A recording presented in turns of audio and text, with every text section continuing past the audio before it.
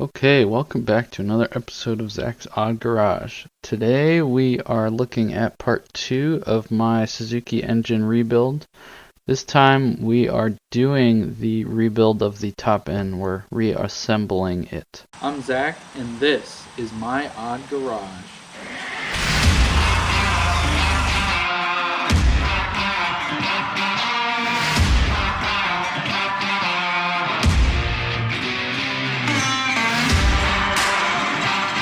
This first piece that we are looking at right now, my dad is doing a lot of cleaning. We are scraping the old gasket off the bottom just to make sure our surfaces are clean. That's a big key when we're putting the new gaskets on. We want it to be as clean as possible so it sits as flat as possible. What I was doing was getting the old circle clips out of the pistons. The circle clips hold in the wrist pins so that they don't pop out, and they are a pain to get out. They look like little key rings, but they're very hard to maneuver. Right now we are putting the first piston in. We put it down, set it in place, slid the wrist pin through, and now I'm trying to put the second circle clip in. So we got that in. We are double checking our orientations, and my dad lifted the chain so we can turn the engine over in order to lower the first piston so we could get the other one into a good spot where we could clearly push the pin through and get the circle clip. We doubted ourselves on which side the first circle clip should be in so that the pin should slide through easily, and I could put the clip in on the outside. So what I'm doing is flipping the circle clip to the other side. So now we put it in, we got the wrist pin through, and I'm just working that circle clip in on the second piston. Like I said, it's a pain. I basically used two little picks from Harbor Freight to compress it so it sits in the groove. Alright, now we got our rags out of the way. We put the rags there so they would sit, pistons would sit nicely. We have our first gasket going on. We lifted the chain so it would easily slide through. We moved the pistons to the center to slide it in. Now we have our actual block with the cylinder holes.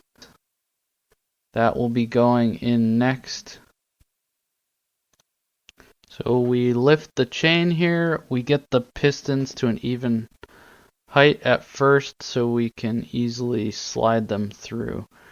We put a rag through the chain so it doesn't slip all the way back down. It'll be a pain to get it out if we slipped it through. Normally you want to use a piston ring compressor so it compresses the rings so they slide into the block, but these ones did not have a huge overlap, so we were able to, as you can see, I got this plastic tool. Basically we pushed one ring at a time. My dad hit the top lightly. We did one ring at a time. So there are 3 rings. You got your first ring, your second ring, and the third one is your oil ring, which is like a double ring. We realized that the cam chain guide was actually outside of the block, so we had to slide that back in. So we pulled the block back up, pushed the guide in. It's just a plastic guide to keep the chain off the wall. So we got that back in, and we work them again with the plastic, each ring at a time. The first side just slipped right through, which is really nice. So now you see we got it all the way down and flush. We tapped it in with our hands, and now it's time for the second gasket to go between the head and the block. So before that, there are, as you can see, 8 studs. Each stud needs a little O-ring that we had to put in there. It was easier to put them in there first. Those sit there, and I got the gasket out. We're going to lift the chain, rotate the pistons while my dad's holding the chain so it doesn't slip on the sprocket down in the transmission. Got that gasket in. Now I got the head. The head we have here obviously has our valves in there. I already put the buckets in earlier with my dad. The valve springs I did earlier as well, and we also did the valve seals when I had it all apart.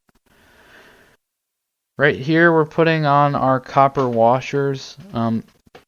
We saw the 8 studs like I just mentioned, so there's 8 nuts to go on. There's 4 internal, so inside the engine, and there's 4 external.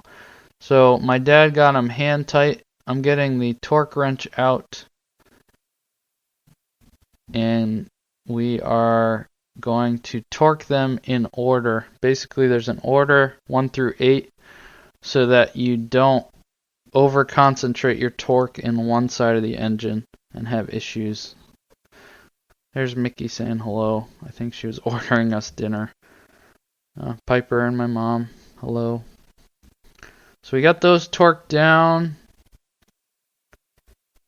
We are rotating the engine to make sure the pistons go smoothly. My dad was holding the chain again so it didn't go down. We have our engine assembly oil, getting the guides ready for the cam. So we get those lubed up so the cams will turn nice and smooth. Now this piece took a little bit of work because the cams have these lash springs. Basically there's like these spring washers, so they are held tightly in place. They don't slam around side to side. I set those up previously when I didn't have the springs and the valves in, so that I can set the lash properly. Basically you really want a small amount. I worked with a lady, Betsy. She was awesome. She helped me clean this out, and we honed the cylinders and cleaned the whole thing, put all the valves back in together and the springs. So this was all done before that. Right now we are putting the cam holders on that hold. It's basically like a U bracket on each side of the cam to hold it in place. We had to do this a few times, as you can see here. The reason being, we had to really get the teeth on the sprocket of the cam in the right spot on the chain so that we had the timing correct. So basically what happened was we set the engine to top dead center, and we have to get, it was 18 lengths of spacing between a marking on the first cam to a marking on the second cam. So that was between the exhaust and the intake cam. It was like 18 lengths I had to count.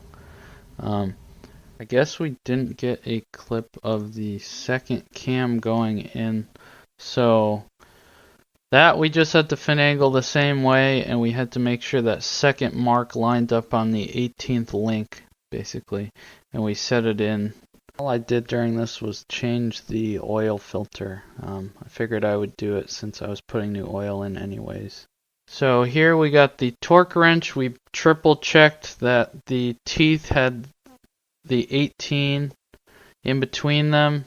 We torqued down those bolts. Right now we're putting in the cam chain tensioner. It's basically a spring tensioner, so we put the 2 bolts in and then we let the spring go. We checked that the chain was in fact tight. We checked that our timing was still right. We rotated the engine a bunch of times to like triple check that the timing marks are right. If the timing marks weren't right, we'd have to take the cams out again and check that again. What I forgot to mention that I just remembered is before we put the cams in, I made sure I had the buckets in, but I also put the shims in. The shims we're going to do a special on in another episode of Zack's Odd Garage. I'll talk about how to properly do shimming on bikes that have shim and buckets.